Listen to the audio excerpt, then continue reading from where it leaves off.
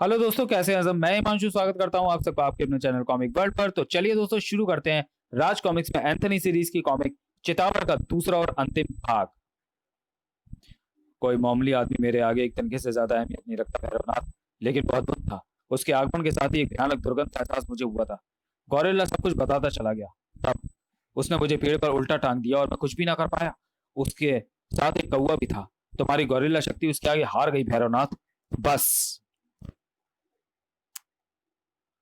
बस करो गौरिल्ला। मैं समझ गया कि वो कौन था। वो एंथनी था।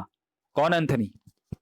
जो मुर्दा एंथनी, जो इस शहर पर मौत की तरह मंडराता रहता है।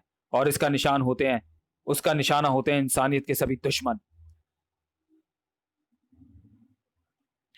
तो मैं चर्च में जाकर फादर की हत्या करने की क्या जरूरत थी? यह काम तो तुम्हारा कोई भी आदमी कर देता। मैं बता चुका हूं कि पहले मैंने गुनाही को इस काम के लिए भेजा था, पर जब एंथनी ने वहां पहुंचकर उन्हें मार डाला तो मुझे गौरिल्ला बनना ही पड़ा। अगर मैं ऐसा ना करता तो फादर पुलिस को मेरे बारे में सब कुछ बता देता। यह सारी कहानी मेरे एक आदमी रॉबिन की गद्दारी से शुरू हुई, जो अपराध की दुनिया से निकलने के लिए झटपटा रहा था। अपने पापों का प्रायश्चित करने के लिए उसने फादर फर्नांडिस को सब कुछ बता दिया।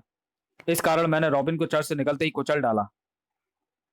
इतना सब कुछ बताकर गोरिल्ला चुप हो गया। मैं भैरवनाथ हूँ, मौत हूँ। काली ताकतें मेरी गुलाम हैं। मैं एक ऐसी काली ताकत के बारे में जानता हूँ जो अगर तुम्हारे हाथ लग गई तो उस मुर्दे को राख का ढेर बना देगी। लेकिन उसे ढूंढ पाना मेरे और तुम्हारे बस में नहीं। उसे ला सकता है सिर्फ एक कौवा। कैसी ताकत है वो जिसे सिर्फ कौवा ही ला सकता है? और कोई को आप अपनी बात समझाएंगे कैसे? तुमने ठीक कहा गौरिल्ला। एक कोई को मैं अपनी बात नहीं समझा सकता, लेकिन तुम अपना दिमाग इसमें मत खपाओ। तुम सिर्फ उस बच्ची को मेरे पास ले आओ जिसने उस कोई को प्रिंस कहकर पुकारा था, और फिर देखो मेरा कमाल। ठीक है भैरवनाथ, मैं अभी जाता हूँ। पर सुबह होने वाली है और शहर के लोग मुझे इस रूप में देखकर डरते हैं। इसलिए जाने से पहले मैं ये गोरिल्ला माला उतार कर अपने असली रूप में लौट आता हूँ। मैं जल्दी ही इस बच्ची को लेकर लौटूंगा भैरवनाथ। हा हा हा हा हा। अब वो कौआ ही उस मुर्दे की मौत का कारण बनेगा जिसे एंथनी हर वक्त अपने साथ रखता है। वो कौआ अब उसका साथ ही नहीं रहेगा, बल्कि बनेगा उसकी मौत। उसी रात स्प्रे। मारिया की नींद अब गहरी बेहोशी में बदल गई। उस बेहोश जिस्म को उठाकर वह साया खिड़की से बाहर निकल आया और मैं बच्ची को ले आया गोरिल्ला। गुड। जल्दी अंदर आ जाओ और वैन ड्राइव करो। बेसुध पड़ी मारिया को अपनी बाहों में उठाए गोरिल्ला ने शमशान में कदम रखा। और उधर मारिया की रक्षा के लिए वचनबद्ध प्रिंस जैसे ही उसके कमरे में पहुंचा तो मारिया का बिस्तर खाली देखकर करकशा उठा। काव! पंख बुरी तरह फड़फड़ाए उसके। पूरे घर में मारिया उसे कहीं ना मिली। उसकी करकशाटों को सुनकर आसपास के वृक्षों से गूंजी कई और करकशाटें। काव काव काव! देखते ही देखते शांत वातावरण में पचासियों कौओं की करकशाटों से गूंज उठा। क्या बातें कर रहा था प्रिंस उनसे? उसके छोटे से काले जिस्म में धड़कता उसका नन्हा सा हृदय जरूर मारिया के लिए विचलित हो रहा था। शायद उसे मिल गई थी मारिया की कोई सूचना। तीर की तेजी के साथ वह आगे बढ़ चला। काव!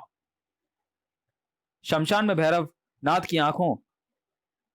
की अंगारों जैसी आंखें मारिया पर ही लगी थी। हा हा हा हा हा हा हा।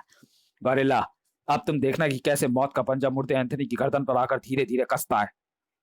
अब तुम इस बच्ची को मोटी साखलों से किसी वृक्ष के साथ बांध दो। आपके कहने पर मैं साखले अपने साथ ही लेकर आया था भैरवनाथ। गोरिल्ला ने मारिया के मासूम जिस्म को मोटी साखलों से जकड़ दिया। खनाक! गोरिल्ला वापस भैरवनाथ के सामने पहुंचा। मैं अभी भी नहीं समझा भैरवनाथ की मारिया को बांध देने से प्रिंस ऐसा क्या करेगा जिससे एंथनी एंथनी मारा जाएगा।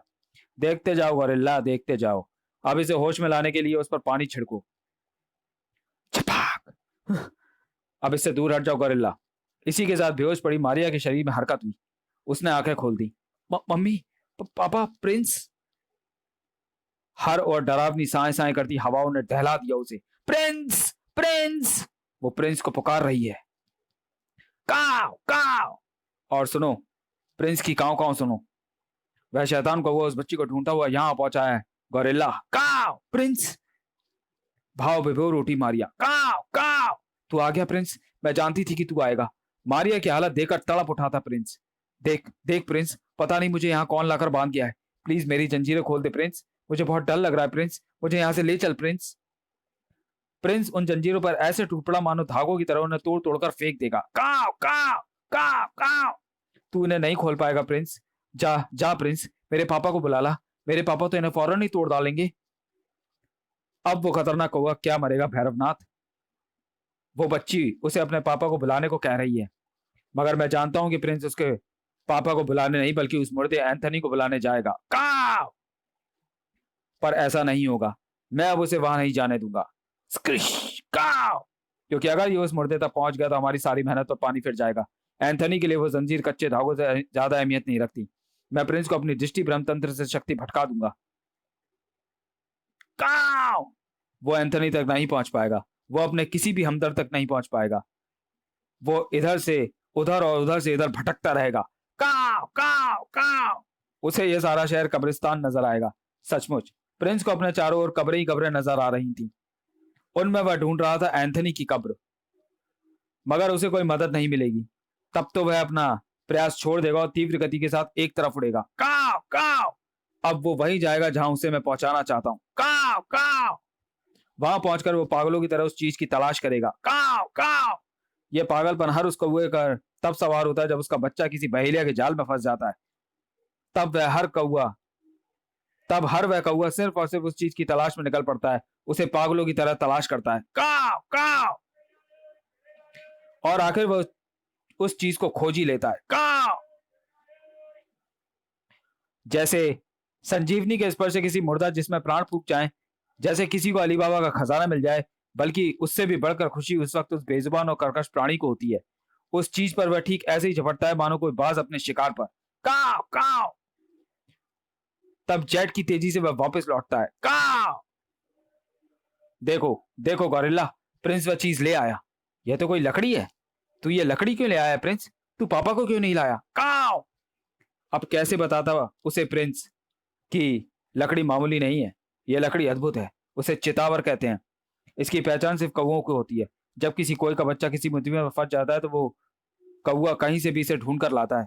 देख उधर देख, कोई न चितावर लकड़ी को उस बच्ची से लिपटी साखलों से छुआ दिया है, और ऐसा करते ही सारे बंदर टूटकर बिखर गए हैं। यह तो एक यह तो एक ही कमाल यह तो एक ही कमाल है इस लकड़ी का। अभी आगे आगे देखना इस अद्भुत लकड़ी का कमाल। आजाद हो गई बच्ची। आह प्रिंस, तूने तो कमाल कर दिया। काव! प्रिंस का काम हो चुका है, यानी वह बच्ची आजाद हो चुकी है। अब चितावर की लकड़ी उसके किसी काम की नहीं रही। वह उसे फेंक देगा और उस बच्ची को लेकर वापस लौट जाएगा। चल प्रिंस, चल यहां से। चितावर की लकड़ी को मेरे पास ला गौरिल्ला, क्योंकि यह है मौत एंथनी की। क्या सचमुच भैरवनाथ ने एंथनी की मौत को ढूंढ लिया था? कैसी थी वो चितावर की लकड़ी? क्या गौरिल्ला एंथनी को खत्म कर पाया?